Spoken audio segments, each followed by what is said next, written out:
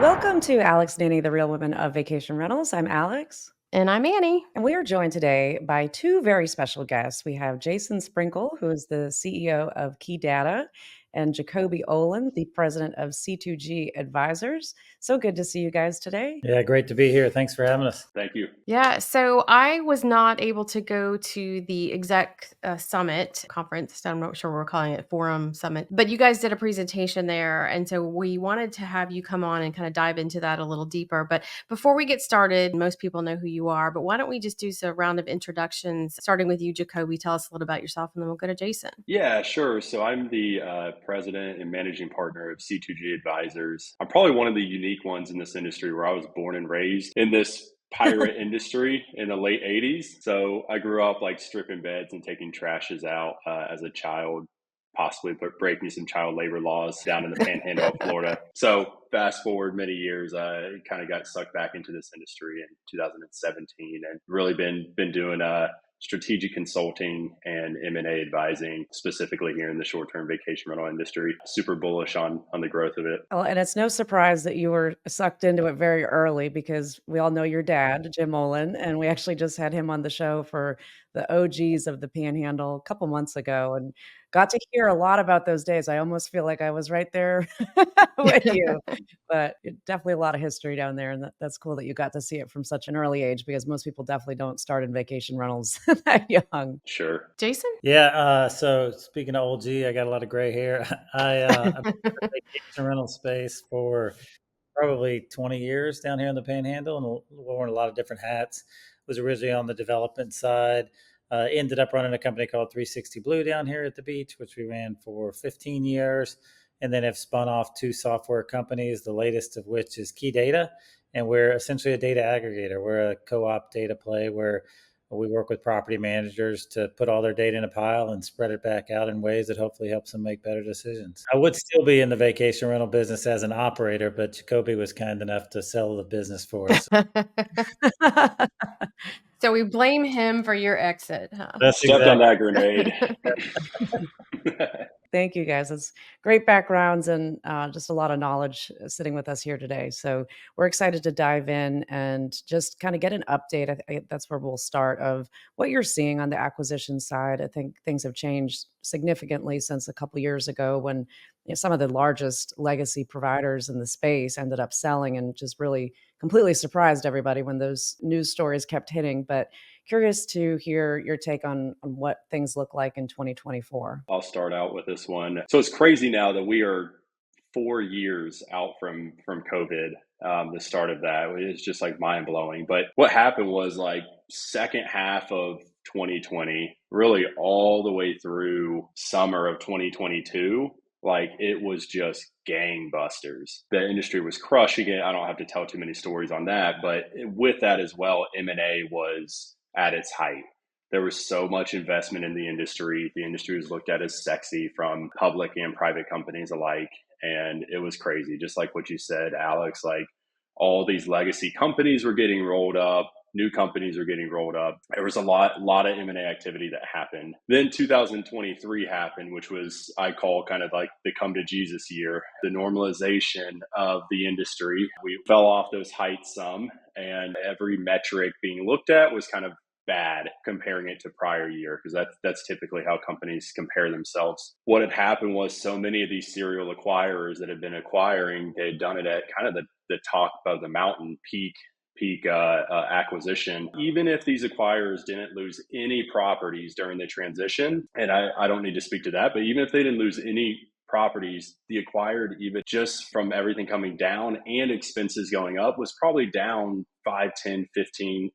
Some people were even down 25, 30% in acquired EBITDA. So a lot of the serial acquirers kind of were licking their wounds a little bit. And a lot of these companies that had received offers in the peak and had turned them down were kind of like, oh no, did I wait too long? Oh shoot. So 2023, I would say, was a pretty challenging year all the way around. I think everyone can kind of attest to that, but M&A saw its fair share as well. What has been interesting starting in like late spring here in 2024 is we're starting to see a shift a little bit more towards the markets opening. And where we're seeing that is what I think is because Some are in the second half of 2024, and I'm sure Jason can speak to this a little bit better. Now we're comparing that to 2023 as opposed to comparing to 22 and 21. And we're starting to see metrics are looking give or take 5% delta over or under prior years. So buyers are starting to get a little bit more active in the markets. Now the face of these buyers might be a little bit different than what we're used to, but I would say it's a pretty healthy market going into second half of this year. Whereas really 23 up to like Q1 of 24 was pretty challenging. Jason, you have anything to add on to that? Yeah, I'll just perspective. I've talked a lot about it in the last couple of chances I've had to be in front of folks. If you zoom out, I think this trend is not too atypical from what we're seeing in the broader markets. Software company sales, for example, just overall private equity investments, real estate. We all took this kind of, even the industries that were clearly going up into the right for 15, 20 years in a row. I like to think of it as the S&P or the vacation rental space, both just steady growth year over year after year for so long. COVID put an unnatural bump on that curve, and it just put us up into the clouds for a minute. We had to correct back down to normalcy, I think. And normalcy for me, it's certainly starting to come back into that year over year numbers, which are so important from an M&A perspective. But normalcy is still up and to the right. Like if you take where we are on this journey, we're still better off in virtually every respect than what we were in 2019 and 2018 and the year before that and so forth.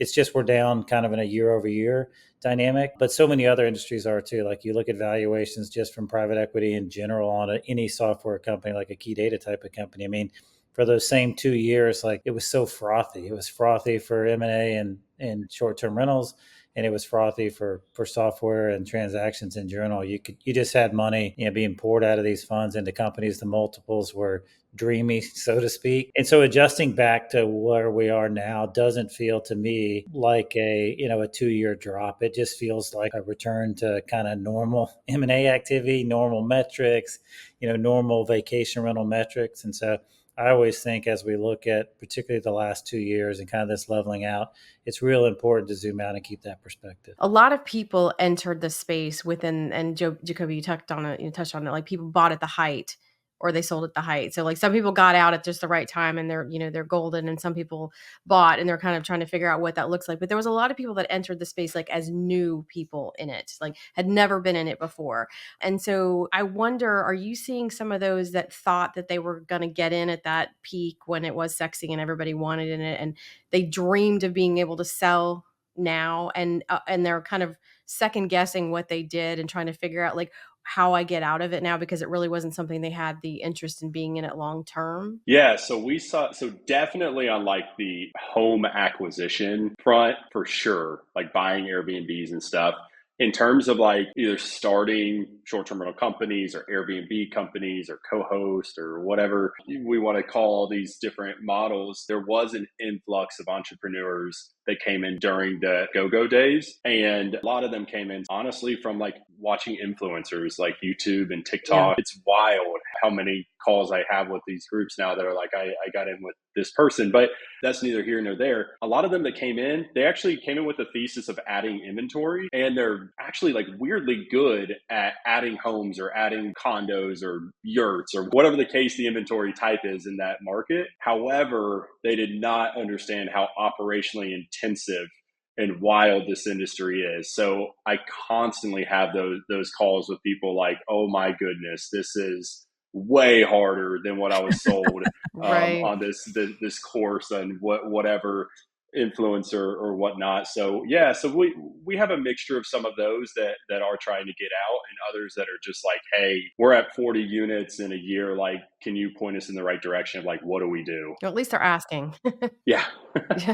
For those ones you're seeing, Jacobie, that are coming to you now, they came back and realizing how complicated the business is, did most of them replace the current team, or did they keep teams that were already in place? I'm talking more people that literally just started from scratch. There are a couple that have bought really small, call it like 15 units or 8 units here or whatever. Those are tough regardless. There's typically not much of a team there. Sometimes it's just the owner that's kind of doing everything. From kind of the larger acquisitions, call it, I don't know, 50, 100, 200 units, a lot of those still have been either like a VC backed buyer or private equity backed buyer has been one of the acquirers there. Yeah, absolutely. Are you seeing any trends right now as far as the companies that are kind of moving closer to that goalpost of being interested in selling? Is it smaller companies, medium, large, or just a mix of the gamut? It kind of runs the gambit. I like to think there's like it's segmented or bifurcated by you have like, because this is true in all industries right now. The boomers are retiring. There's this insane generational wealth transfer that's going to be occurring and is occurring. And a lot of these companies in our industry that were the entrepreneurs, the pioneers from the early 2000s or even from the 90s, they either don't have kids or they don't like their kids or their kids don't like them or whatever the case may be. They're looking at selling. That's one end of the spectrum. And those people they have their own kind of pros and cons that they've done for their business. They may have built like a great operational business and have a great brand in those local markets, but they may be on some softwares that are a little bit older and may not have some great systems and processes built there. So that's one end that are selling. And then you have the ones, like I mentioned, that kind of came in over the last 5 years, the new Airbnb crop. And some of them have built 100, 200 unit companies in a couple years, but they are just spent. They're 35, 45 years old, and they're like, this was way harder. We're great at adding homes. Like, it doesn't even want to buy this. So we typically see it one way or the other. Where we don't see that off is the Jason Sprenkle that spent 15 years in the industry. It's typically like 30 years or 5.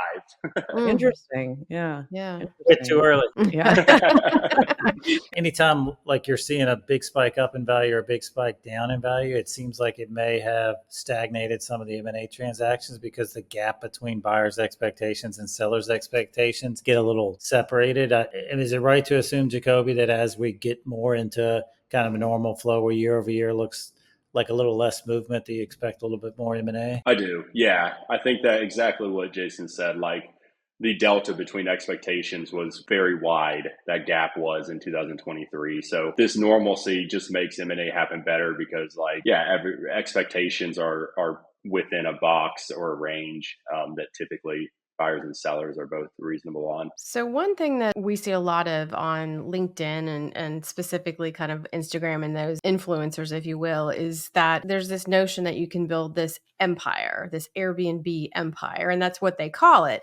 And, Alex and I are big champions of like, don't call it an Airbnb because you're building your house on someone else's land and you need to build your brand. But that being said, if you're a potential buyer and you, Jacobie, you're negotiating a deal and someone comes to you and says, I have this multi-million-dollar Airbnb empire that I've built up. What does that actually mean in terms of translation to being able to sell it? Like, what do you coach a buyer to look for? I just find it very interesting that you would put it all around one channel as this world that they're living in and expect that that's something that's easily transferable to another operator, because obviously they've built it up kind of with their personality and their knowledge of what the business what they think it is, or versus what it really is. Yeah, great question. In valuing companies, there's an art and a science to it, and there's tangible and intangible assets that buyers are looking for. And so when we're talking to a seller or to a buyer, like that's what we're kind of working through with them.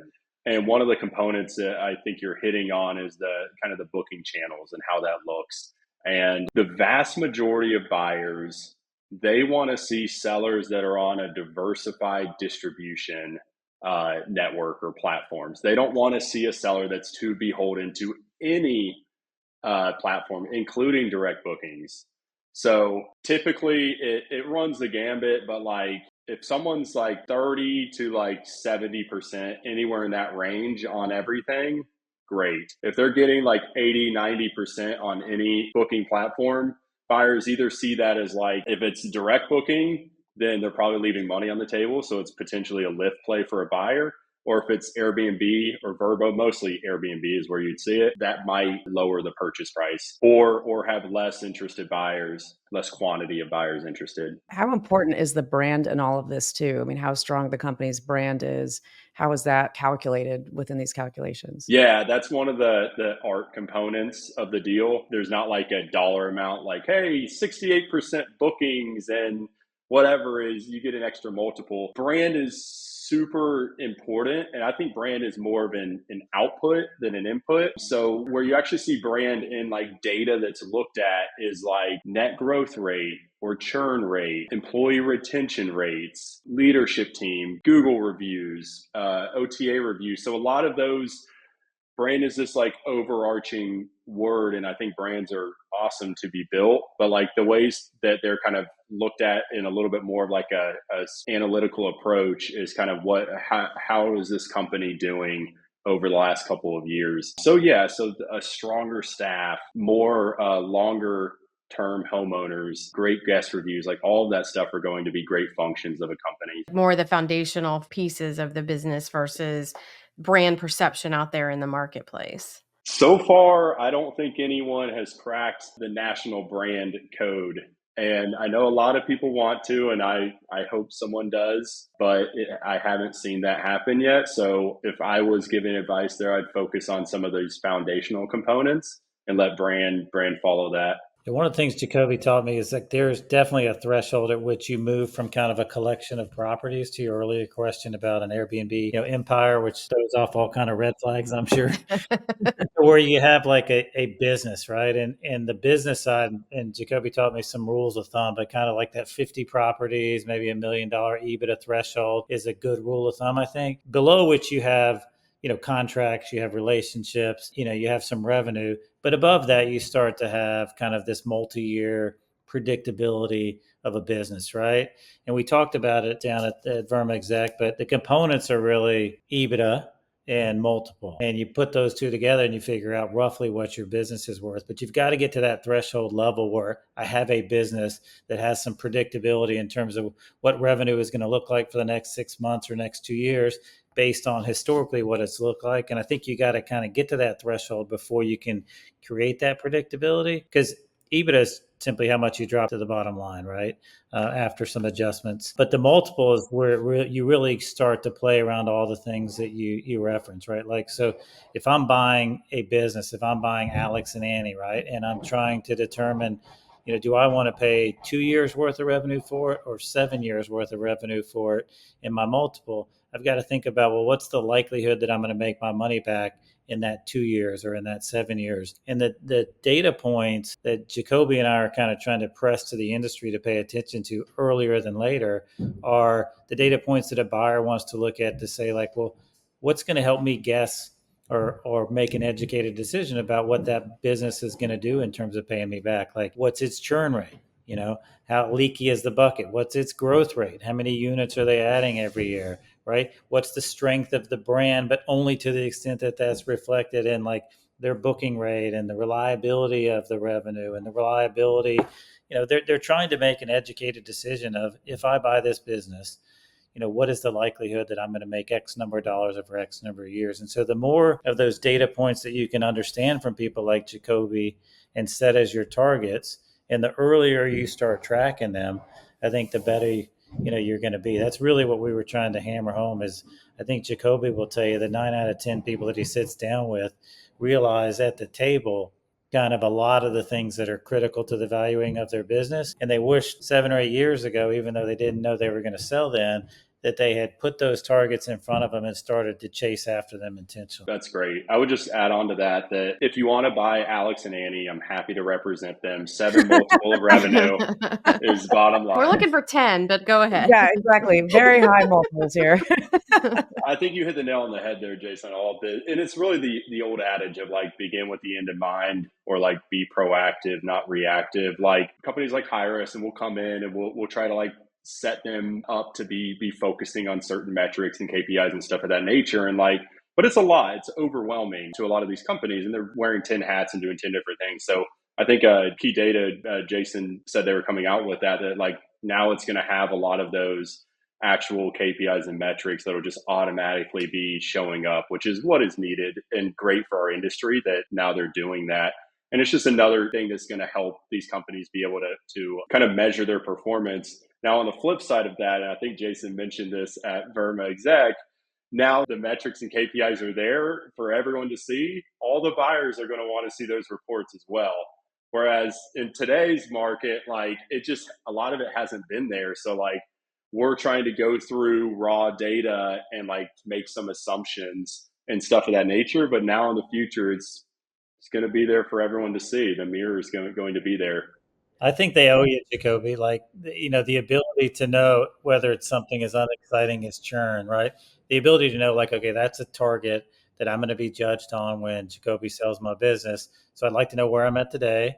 I like to make a plan to get better at it. And then I know going into it that part of that is I'm going to be judged like by benchmarking industry standards. If I'm churning 10% a year, is that good or bad?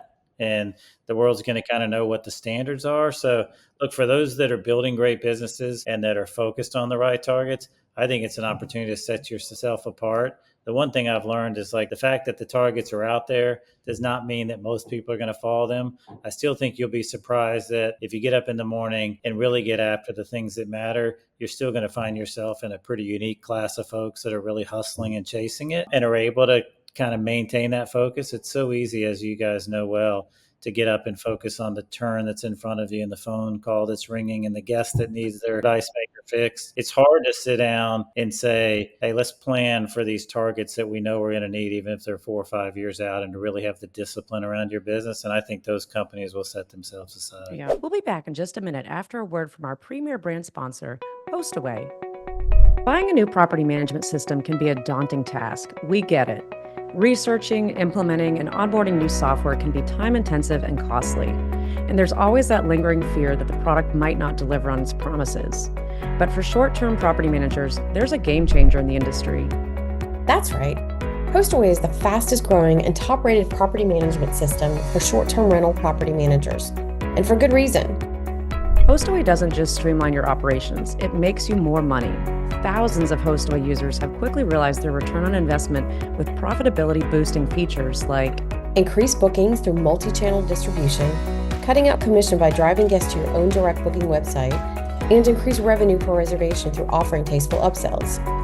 Plus, with connections to industry-leading dynamic pricing products like Price Labs, you can increase bookings and your ADR without worrying that you're leaving money on the table or pricing yourself out of the market. Listeners of Alex and Annie podcast can onboard Hostaway for only $100. That's $400 off the regular onboarding fee. Visit get.hostaway.com/Alex and Annie for a demo and to learn more. Ready to go pro? Learn why thousands of property managers are using Hostaway to take their vacation rental business to the next level. Visit get.hostaway.com/Alex and Annie and get started today. I remember, Jacobie, this was probably maybe 4 years ago. I think it was pre-COVID that you had a LinkedIn post that you did a back of the napkin analysis and it just blew up. And that was the first time anybody really saw it. It really lined up of how you're coming to these, conclusions as far as what the valuations are. But I mean, so much has changed, and Keydata certainly being a huge part of that too. And having this information, I mean, back in the day, I don't know how anybody figured out if they were going to sell their business. There wasn't a whole lot of acquisitions of these companies that have been around for 20, 30, 40 years. But if you had somebody that came to you, which I'm sure this happens all the time, and they are just thinking about, I want to start focusing on this. I don't know if I want to sell, in the near term, or if maybe it's 3 years down the line. What's your basic advice for them to get started into that process of the things that they need to be doing now to be able to get to that point? There's a lot based on kind of where they're at in their journey. One thing I talk to them about is like, keep adding properties. Like, I know that sounds common sense wise, and maybe these groups have a certain threshold where they only want to manage properties that are $70,000 and more per year, or whatever the case may be. But like, don't stop doing that if you want to work towards a goal of an exit, or even if you're not looking at exiting, you're just going to build a badass company. In the end, like, the property count is important. Now, as you know, not all properties are created equal. The other thing is to start tracking different metrics as you're growing. And some of these, just some basic ones, there are some financial metrics to note. The most largest expense that these companies have is their staff, the human capital. And these staff it's amazing. It's what's making this industry go forward, but it's tough. There's cleaners, there's maintenance, there's reservationists, there's everyone, property managers. So that's one of the ones. It's important for them to be able to benchmark what their staff margins are versus their peers, but really even more important is to benchmark what they are versus themselves, what they were prior year, what they are today. And so like, what we see is like, staffing margin is around 20 to 25% of revenues. So if a company makes $1 million in revenue, their payroll is going to be around 200, 250 grand.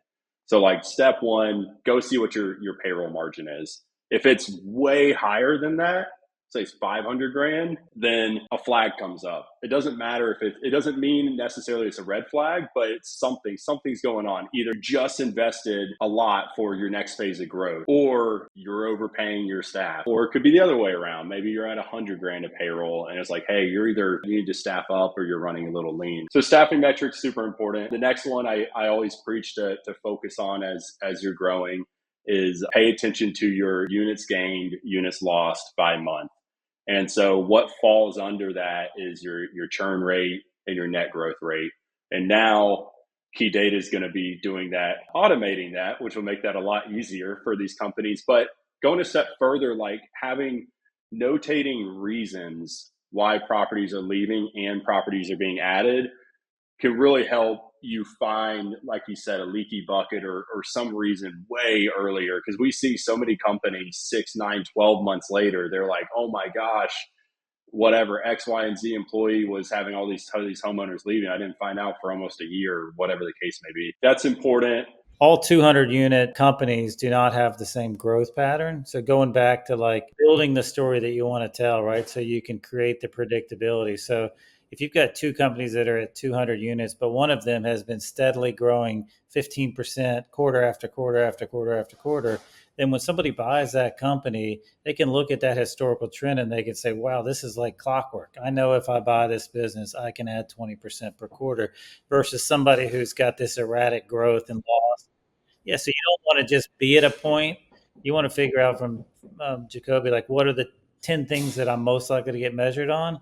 But then you want to build that graph over time for each of those points so that your buyers can say, this is a very predictable business. My metrics are getting better. So my employee percentage or my margin may be X. But as important as X sometimes is, well, is that X getting better? Is it getting worse? Did you just adjust it last week because you found out you were going to sell? Or do you have a long history of getting slightly better on your margins, right, as the company gets bigger, for example? A colleague texted me this morning and sent me a quote. I can't remember exactly how the quote was, but it was about kind of daily gradual increases will make these exponential impacts in the future. So when we're trying to show people this, where they're at today, where they want to get to, like Jason said, like it's one day at a time. That's a way for exponential growth. So in terms of planning, somebody is thinking that eventually they'll want to sell. What do you tell or coach people what that window should look like? If you think at some point you want to sell, then you want to look, is it 4 years out, 2 years out? What is that time frame when you think like, okay, you really need to start buckling down and getting all your things in order so that you can present it to somebody in an organized way with all the metrics that they're gonna want to measure? In a perfect world, you want to have 3 years of kind of measuring and having your things in order. Now, I would say 98% of companies aren't going to do that. Most companies are reactive because either some buyer reached out to them or for whatever personal reason, the owner is ready to either retire or move on. So the next best one I would say is get a last 12 months, whatever that rolling 12 months is going to be. And it starts with legal, making sure your homeowner contracts are legitimate. In a lot of these deals, they are asset-based deals. So I'm not an attorney, but the contracts are the actual assets of the company that these buyers are purchasing. And as y'all know, a lot of these homeowners are pretty fickle. So making sure that they're not always the most loyal, really at least a year out, best case scenario, 3 years out, but the earlier the better. Can I throw a counter to that to make you think? First of all, Jacobie's realistic because he knows exactly what he has to deal with when he meets these buyers, and 12 months probably sounds ideal. The things that make a buyer want to buy your company and make it more valuable are the exact same things that make your company more valuable. So this concept that you would wait at some point to get your house in order so you could sell it. Like I get it, plant some flowers out front before you list the house for sale and paint it up. But you always have that same reaction, like, why didn't we make it this pretty so that we could have enjoyed it and live in it? It's the same thing with a business, like getting your business in great shape and having great margins and great metrics and great growth and low churn are the fundamentals that make you more money and make your employees happier and drive better satisfaction for your homeowners. And so like getting with Jacobie today, and understanding what are the 10 things that buyers measure business on is the exact same list as getting with somebody and saying, how do I build a great vacation rental business that later will provide money for my kids or an exit or whatever? Like, there's very few people who are planning on just running it for 20 years and shutting it down, whether you give it to your kids to sell or you sell it on the open market. Like, these businesses are great businesses. And so I'd say get busy today building a great business, and knowing what that end is a great way to do it. Do you run into companies that are, if they're in that phase, but they are thinking about putting in a new software property management system or something that's going to be a sizable expense, and they're at that point of like, if I do this, I know it's going to make the business better, but do I want to do that capital investment? Also knowing that if I sell, the company that buys it might end up just changing everything anyways. Like, do you run into that? Generally, I tell companies to make decisions that's going to make the company better in the long run. And there are ways to do adjusted EBITDA is a subjective number with some inputs and outputs, and there's ways to finagle. Fund financial engineering is how the country operates, but there are ways to, if there are like initial outlays of capital for like a one-time fee to a new software to start that, like we could add that initial one-time fee back. I would always say, like, do what needs to be done to your company. Now, every scenario is personal and customized, and we want to discuss that. But yeah, I think you bite the bullet and do that. Kind of going back to the Airbnb empires, one of the things that I see a lot is the coaching of buying the real estate. So again, like the asset, being very asset heavy, but having an actual asset, because let's face it, when you're managing a property, you don't own the asset. So like you said, the owner contract, they're fickle, they could go anywhere. So not a lot of stability kind of in that part of it, but owning the real estate is there. And I feel like there's a lot of people that again bought at the height of the market. So are they going to be able to get return out of it? And for an investor that's looking to buy a business, are they going to look at a business that bought real estate within the last few years and say, oh yeah, I can make it work? Or hold on, they bought too high, it's not something that is manageable at this point? Because again, this influencer discussion is buy all this and you're amassing wealth. Well, if you don't intend to be on it, you think you're going to sell it, is that wealth ultimately eroded when you go to sell? Yeah, there's a lot to that. So first off, I personally am very bullish on the future of this kind of either build to rent or owning the assets, because you can control every facet of the inventory, especially from development from the very beginning. And I think Jason's done development himself. Like you can literally build some of these to be purpose built, which I'm very bullish on some of that. I'm actually personally invested in some of these plays on the property side. They're separated. There's this thing called a propco and then an opco. So the opco is what we would think of as your vacation rental management company or short-term rental management company. The propco should be a separated company that just owns the assets. And so there should be two completely separate ways that those are run. And the opco charges the propco a market rate commission rate. And that's kind of how it goes. There are obviously some nuances, but just for the sake of that, I think a lot of groups that bought during the height, like it's not going well. The returns are not what they thought. We've seen some of the bigger groups that actually raise significant funds to do this propco large asset acquisitions either shut down or had to give money back. Right now, there has yet to be, that I know of at least, a large propco sale. So call it like 50 properties or more that are short-term rental focused. I don't think there's actually been a sale of that yet to some institutional buyer. I think we're still, if taking a baseball reference, if it's like a 9-inning game for what this new asset class is, like I think we're in like spring training. I don't even think we're in like the first inning of that. But like I do think at some point those will start to trade on what would be like traditional cap rates, like other hospitality product like hotels or multifamily or whatever that may look like. But might still be some time. Interest rates are wild right now. Yeah, the data's there. Once the cap rates get there, I think you'll see REITs moving into the space pretty quickly. So I think I agree the game hasn't started, but when it starts, I think it's going to go to mid innings really quickly. There's a lot of capital waiting to be deployed when the cap rates get right. Well, to shift a little bit, wanted to get your take on what's going on with some of the very large players in this space. So, Vacasa, of course, we know things are not really going the best there in a lot of cases, and things have really changed over the years. They're not acquiring companies anymore. But there's also a lot of other players that have come on to the space, Jacobie, probably some that you've worked with over the last few years. But what do you think from that side of these more enterprise type investment companies, what the outlook is for their pace of bringing on more acquisitions? Listen, I'll brag about one. I'll say Stoic Lane, obviously one of the more prolific acquirers at the moment.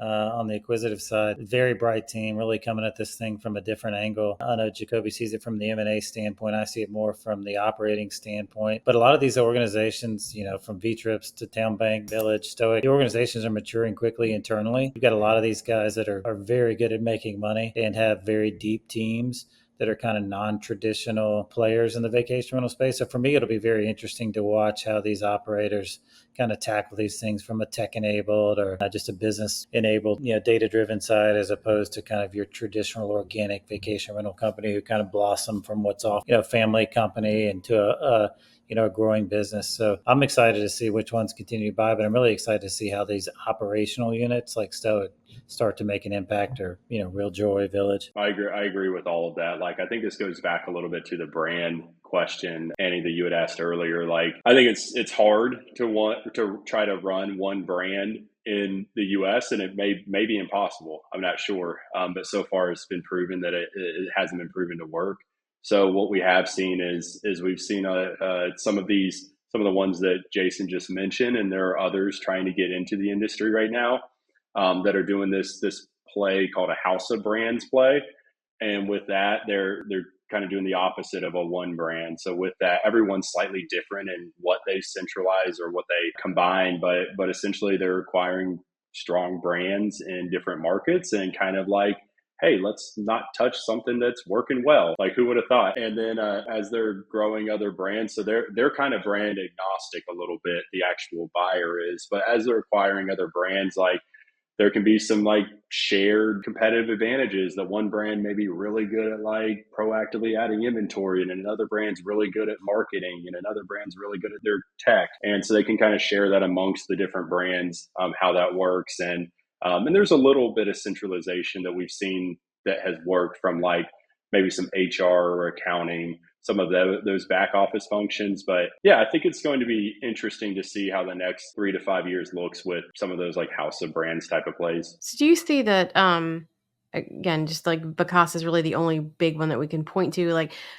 it's a public company, so obviously there, people can look under the hood and see all kinds of bad, good, indifferent things about it.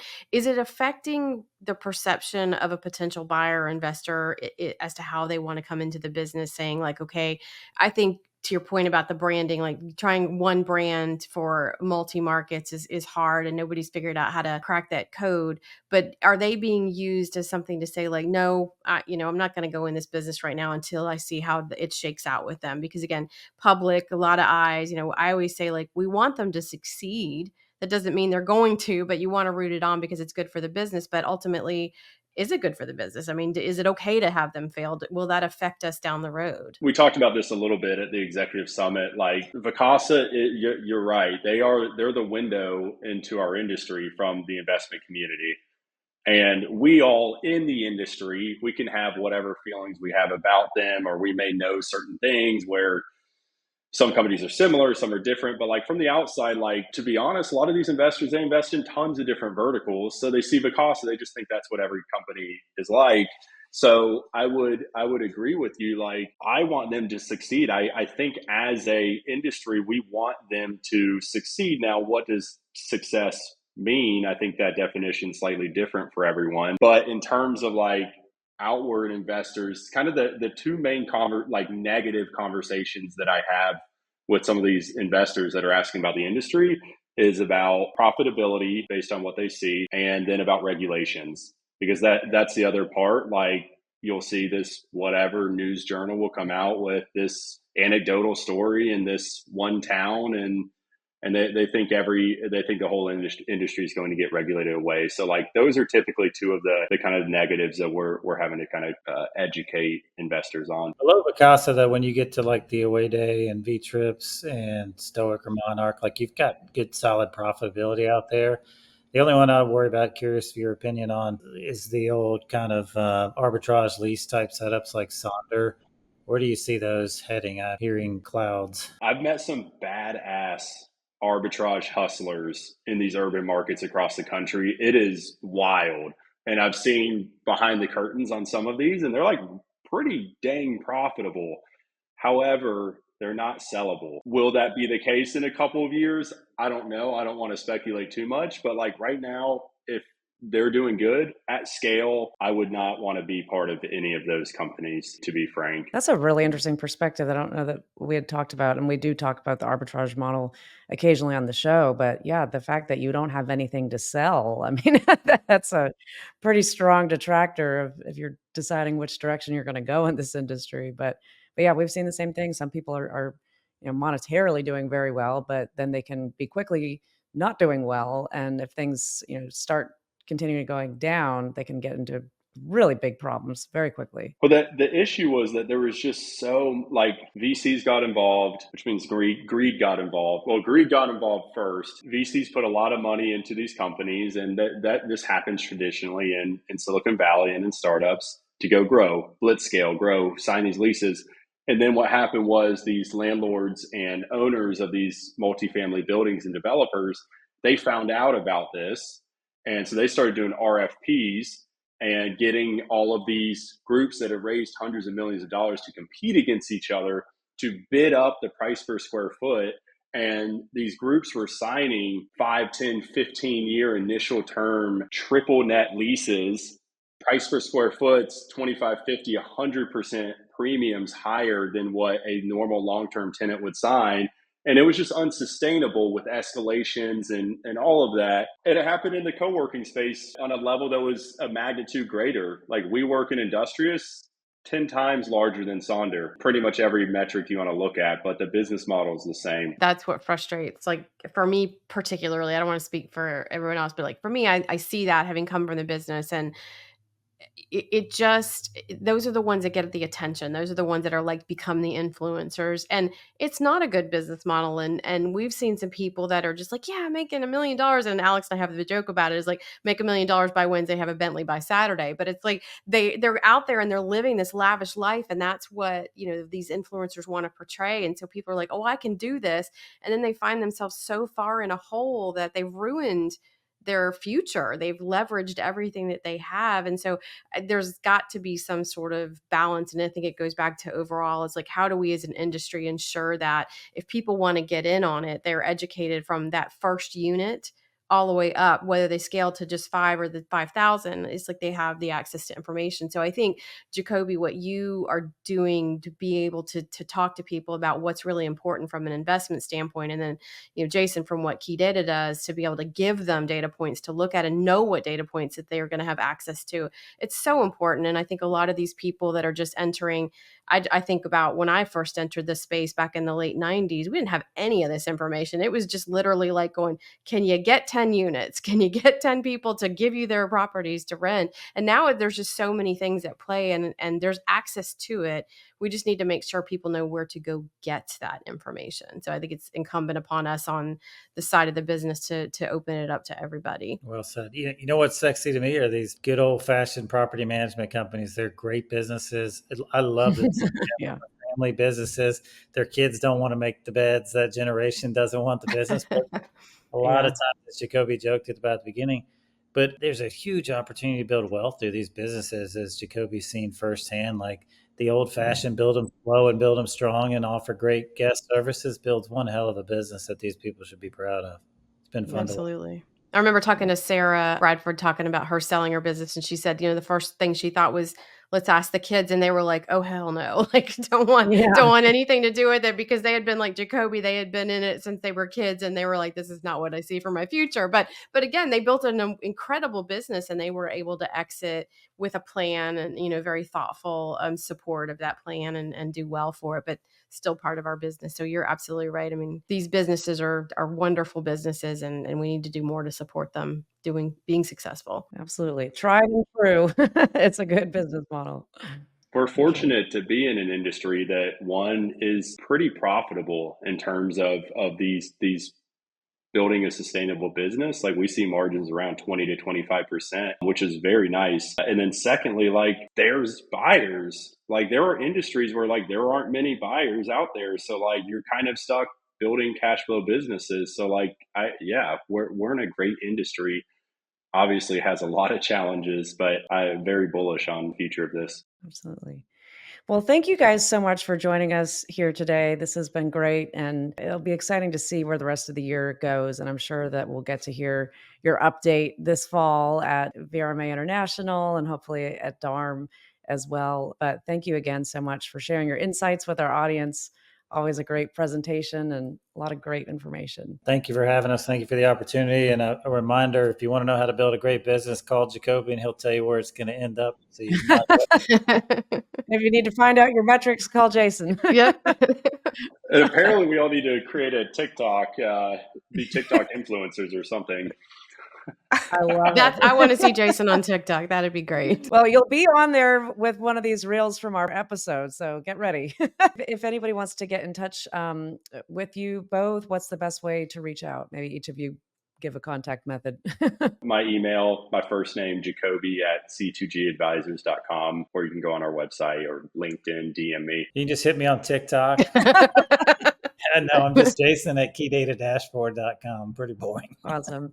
If anybody wants to get in touch with Annie and I, you can go to alexandanniepodcast.com. And until next time, thanks for tuning in, everybody.